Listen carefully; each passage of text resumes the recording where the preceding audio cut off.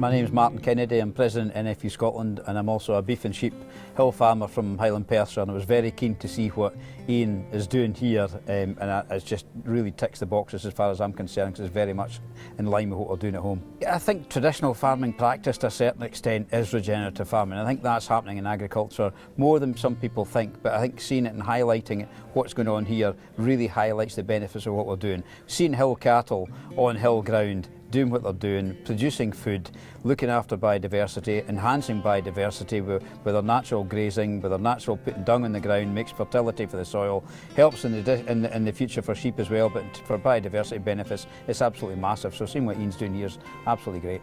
Yeah, I think there is a lot of people doing it, but I mean, you know, days like this that really promotes how it's actually working, because this is about, I think we've always got to remember that businesses are, you know, agricultural farming and crofting are businesses as well, and you've got to turn that profit, so it's all about the costs as well, and looking at that sort of low input system. It's not the case for everybody, but it does work in many circumstances, and we should be doing more of it where the ground suits and where it actually suits the business. And looking at sort of, you know, that was highlighted earlier on about the direct drilling benefits, soil health, our biggest carbon sink we have. Let's keep that soil as fertile as we possibly can, and in some instances where you see like some in-till direct drilling, it does work.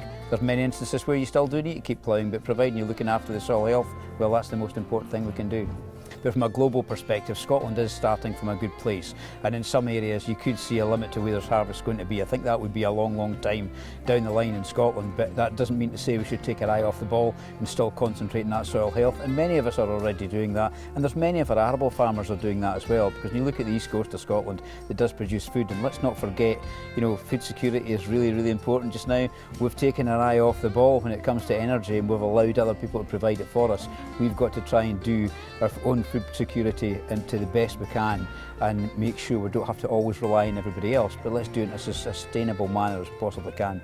Using technology is really important, and going back to the sort of the basics of lime and looking after soil health to make it as productive as we possibly can. But sadly, we've been very unfortunate that we've been impacted greatly with imports that's coming in and undermining a lot of our products, and having our product, you know, realistically, food right now is still relatively cheap. I know people are facing really high input costs right now, but in terms of our disposable income, on average is about 10-12% now, and that's come up from about 8.5-9%, but we're facing imports that's coming in that's undermining that, and our ability to invest back in the farm with a lot of lime has been compromised considerably, because agriculture is really struggling right now right across the board. So there's a fine balance to be got. Yes, we want to invest and do the right things, but without a return to do that, it's very challenging.